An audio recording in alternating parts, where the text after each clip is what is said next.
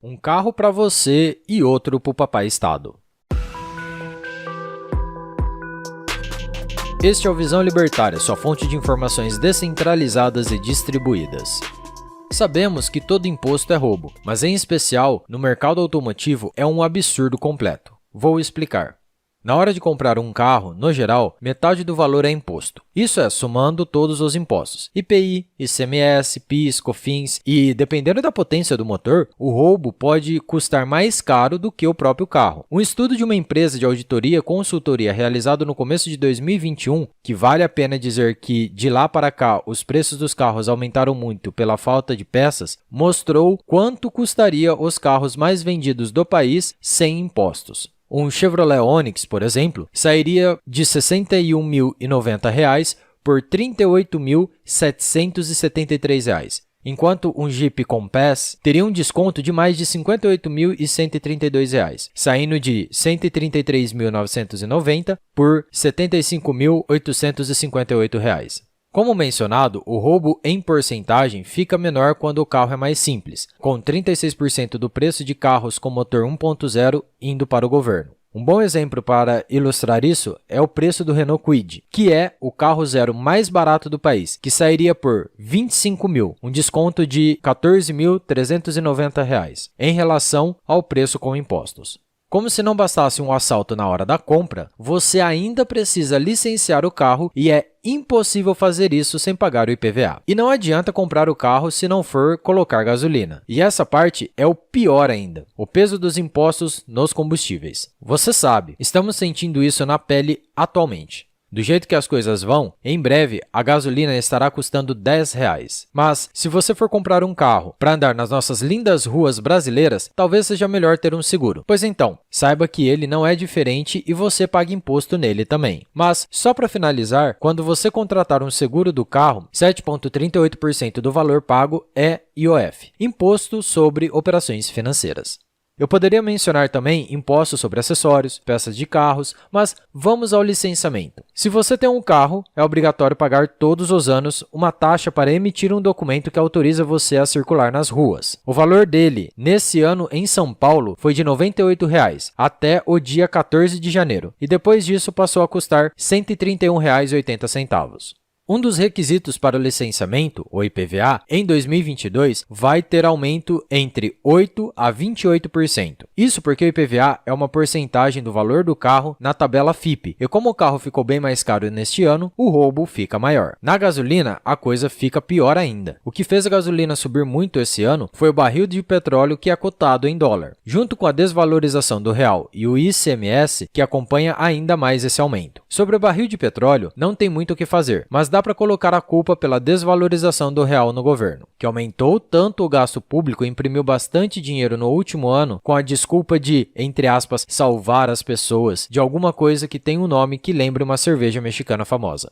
É quase um consenso entre os, entre aspas, economistas, que o dólar deveria estar mais ou menos a 4,50, já que a economia brasileira voltou a patamares de antes do grande evento de 2020 e as exportações seguem em alta. O que assusta quem quer investir no Brasil é uma crise política e fiscal. Só de governo sinalizar que deve furar o teto para pagar um auxílio às pessoas mais pobres, o principal índice do mercado financeiro, o Ibovespa, caiu 7,28% em uma semana, enquanto o dólar subiu ainda mais, terminando a semana em 5,65. Continuando com o preço da gasolina, segundo a Petrobras, de R$ 6,33 que você paga no posto, R$ 2,40 é imposto, sendo a maior parte estadual. Dependendo do seu estado, esse valor pode variar para mais. Em média, 20% da arrecadação dos estados vem do ICMS dos combustíveis, e esse número pode ser ainda maior em alguns estados, como é o caso de Minas Gerais, que representa mais de 30% da arrecadação. O que isso significa? Que, na melhor das hipóteses, vai continuar assim mesmo. Se mudar algo, será para aumentar ainda mais esses impostos. Obviamente, carro no Brasil não é caro só por conta de impostos, mas boa parte da culpa de ser caro é do imposto e do Estado. É caro por conta de todas as regulações impostas às empresas, burocracias, custo do frete e uma coisa chamada CLT, chicote no lombo do trabalhador. Mas podemos continuar falando disso em outro vídeo. Há quem diga que o preço dos carros no Brasil é alto também por outro motivo, o chamado efeito snob. O efeito snob é uma teoria do economista e sociólogo Veblen, que pode ser traduzida da seguinte maneira: na área do consumo dos bens de luxo, a alta do preço de um produto o torna ainda mais desejável. Então, o preço de um carro no Brasil não dependeria apenas de custos de produção e impostos, mas também do quanto o consumidor está disposto a pagar pelo produto. Bom, de fato, o valor subjetivo dado pelo consumidor também pode entrar na conta, mas dado o cenário caótico de regulações e impostos escorchantes que sempre tivemos no Brasil, isso não parece tão determinante assim. Veja bem, não estou negando que o brasileiro sempre considerou o carro um sinal de status. Quanto mais chique e caro, melhor ele é avaliado como status social. Entretanto, não vivemos em um país de maioria rica para considerar esse fator tão relevante assim. Isso é só uma distração que usam para desviar o foco do ponto principal, a intervenção estatal. Além disso, a geração atual já é considerada a geração sem carro. Para grande parte dos jovens,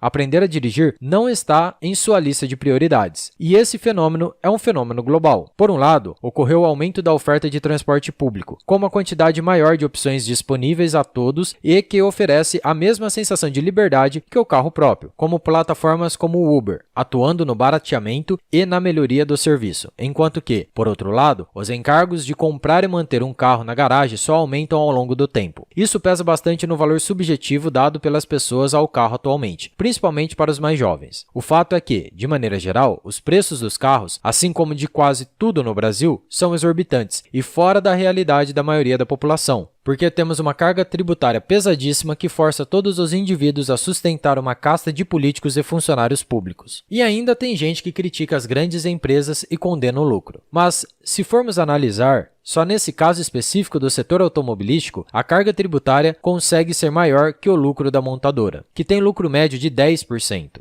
Como citado anteriormente, somente os carros simples, 36% do valor vai para o governo. O Estado lucra tudo isso sem produzir absolutamente nada. Mas, como sempre, para os estatistas, gananciosos são só os outros. O governo nunca é. Isso é simplesmente patético. Obrigado pela sua audiência. Esse artigo foi sugerido e escrito por Peter usa Adblock e vive de AdSense, revisado por JJ Lieber e narrado por Coreia com K. Se você gostou desse vídeo, clique no ícone de curtir abaixo e compartilhe o vídeo em sua rede social. Se você deseja ser notificado de outros vídeos, clique em se inscrever e depois no ícone da campainha. Até a próxima!